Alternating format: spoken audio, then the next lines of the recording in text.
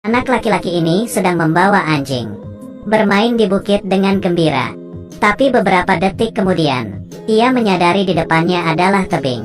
Ia mengulurkan kakinya untuk berhenti juga sudah terlambat. Untungnya anjingnya yang bernama Bele menolongnya. Mereka datang ke tepi tebing dan melihat ke bawah.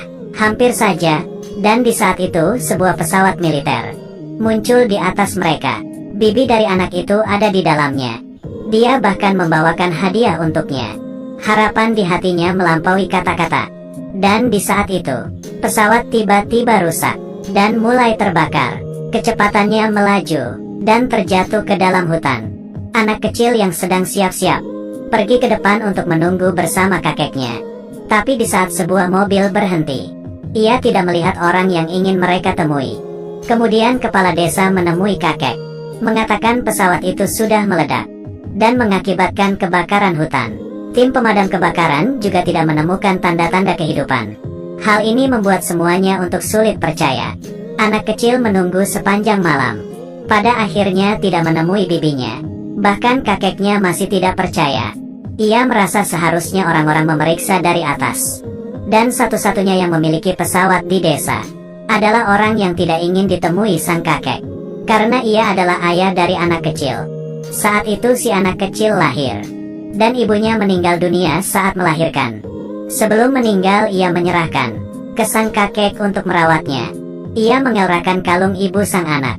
Dan di atas itu ada nama pria tersebut. Kemungkinan ia adalah orang yang meninggalkan istrinya melahirkan. Ia menceritakan semuanya ke anak kecil, si Sebastian. Sebastian melemparkan kalung tersebut. Tapi Bele memungutnya kembali. Sebastian dan kakeknya datang menemui pria tersebut. Kebetulan dia sedang mengendarai peawat dan terbang di udara. Setelah turun dari pesawat, dia dikejutkan oleh Bele. Kelihatan bahwa dirinya tidak menyukai anjing. Dan di saat kakek mencari dia untuk bantuan, ia langsung menolaknya. Ketika melihat uang, ia dengan terpaksa baru mengiyakan untuk membantunya. Tapi ia menolak untuk membonceng orang. Hal ini membuat kesannya kepada Sebastian sangat buruk. Di saat pria itu mengendarai pesawatnya, kakek baru menyadari Sebastian dan Bele sudah hilang. Ternyata mereka dari awal sudah diam-diam masuk ke dalam pesawat. Sebastian di depan jendela dengan senang melihat pemandangan dari atas. Hal ini memberikannya melihat hal baru. Dengan cepat mereka sampai di tempat kejadian. Sang pria memutari tempat kejadian dari atas dan bersiap untuk mendarat. Sebastian melihat asap kuning yang meminta pertolongan. Dia langsung berlari keluar dan mengatakannya ke sang pria. Melihatnya tidak masuk akal, ia mulai merebut untuk mengemudi. Ini pertama kalinya melihat anak kecil yang begitu berani. Selama saling merebut untuk mengemudi, Bele akhirnya menggigit si pria.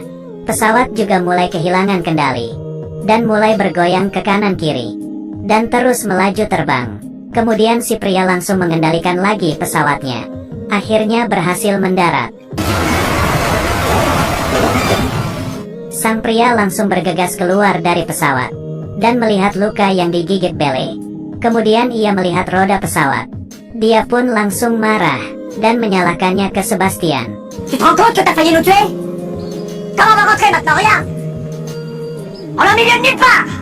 Dia menggunakan telepon untuk menghubungi tim, mengatakan mereka berada di sebelah danau. Kakek langsung emosi dan memukul telepon itu hingga rusak. Kemudian ia bersama asisten membawa peta dan mulai mencari keberadaan mereka.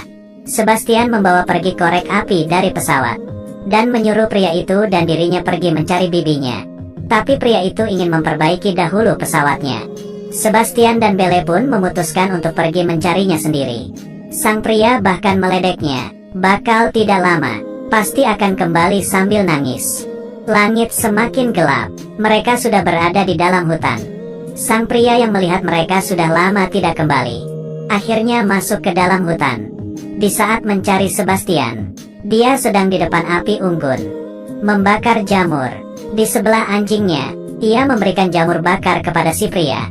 Sang pria akhirnya setuju untuk membantu Sebastian mencari orang dahulu. Keesokannya mereka sama-sama berangkat. Hubungan keduanya mulai membaik. Mereka datang ke sebuah perairan, lalu mengisi air. Sang pria tidak sengaja melihat kalung yang dipakai Sebastian.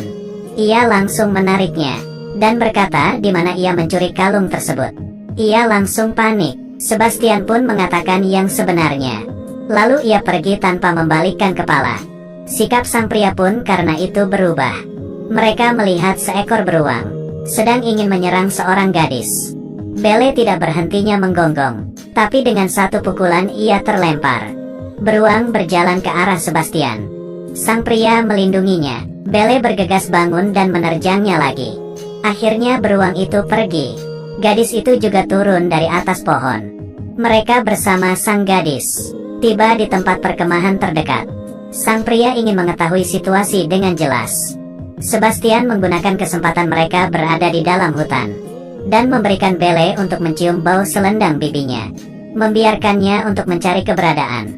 Tapi baru saja jalan masuk ke hutan, ia dipaksa bawa pulang oleh tim pemadam kebakaran, dan hanya tersisa Belle sendiri. Sang pria juga tidak sanggup melihat perlawanannya. Demi keamanan, ia menguncinya di dalam mobil pemadam kebakaran. Belle berhasil melewati tempat kebakaran dan sampai di tempat kejadian. Di sana hanya tersisa bangkai pesawat. Sekitarnya semua sudah hangus terbakar.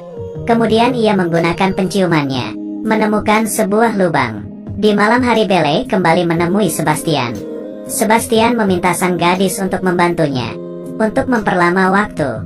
Sang ayah juga mengatakan kepadanya, dia sebenarnya tidak menelantarkan ibunya, tapi terpisah dengannya. Dirinya sudah mencarinya sangat lama tapi tetap tidak ketemu. Sebastian sedang memanjat pohon yang tinggi. Ia memerhatikan sekitar dari atas pohon. Di sekitarnya ada api yang besar.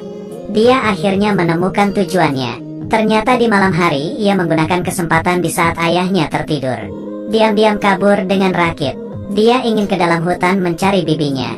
Di saat sang pria sudah bangun, ia menyadari anaknya sudah hilang. Di dalam gunung diterpa angin kencana, dan ini sangat bahaya. Ia langsung membawa keperluannya dan bersiap untuk masuk ke dalam hutan mencari anaknya. Tapi Sebastian sudah sampai di sekitar hutan.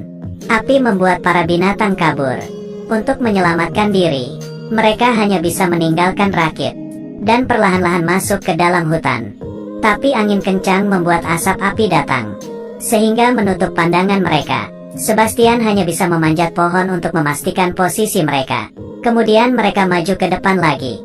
Tapi api di depannya sangat besar. Mereka ingin melewatinya lewat jalanan kecil ini. Tapi di sekitarnya dipenuhi dengan api. Mereka terkepung. Kemudian mereka memutuskan untuk kembali. Tapi jalan pulang mereka sudah putus. Melihat api yang besar perlahan-lahan menjalar ke arah mereka, Sebastian akhirnya mengetahui dirinya sudah salah. Ayahnya melewati api dan akhirnya menemukan mereka. Ia menggunakan granat untuk membuat jalan, lalu melewati api tersebut. Sebelumnya mereka menemukan sebuah ngarai, tapi di dalam hanya ada bom asap. Mereka memasuki lebih dalam lagi. Belle berada di depan, lalu melihat ke bawah. Sebastian mengerti. Ia menggunakan tali lalu turun ke bawah. Di bawah ia menemukan bibinya yang sedang terkurung. Dan kali ini karena angin, api merambat ke arah ngarai tersebut. Sebastian mengikat bibinya, lalu menyuruh ayahnya untuk menarik mereka ke atas. Setelah itu, api besar sudah masuk ke depan lubang. Belle langsung membawa mereka untuk keluar dari tempat tersebut. Percikan api dan asap mulai terbentuk. Mereka semua sekarang dalam bahaya. Tiap menunggu sedetik, bahaya akan semakin bertambah. Mereka harus terus bergerak. Api di balik mereka langsung menerjang. Setelah peledakan, Sebastian melihat ke arah lubang. Ia terus mencari keberadaan ayahnya. Dan saat itu ada seseorang yang memanjat ke atas. Sebastian yang melihatnya pun langsung tenang. Dengan senang memeluknya. Kemudian dibawa bantuan penduduk. Sang pria berhasil memperbaiki pesawatnya, bersiap untuk membawa mereka pulang. Dan di saat itu kakek dan asisten tiba, dan kebetulan melihat pesawat terbang di atas mereka. Mereka hanya bisa berjalan balik. Tidak ada kekurangan dalam kehidupan nyata. Banyak kisah penyelamat yang setia, terutama yang kita ketahui. Anjing pencari dan penyelamat anjing pemandu, anjing pendeteksi narkoba, anjing polisi. Mereka semua adalah teman tim militer, juga teman untuk manusia. Terima kasih mereka sudah menciptakan hal kebaikan untuk kita.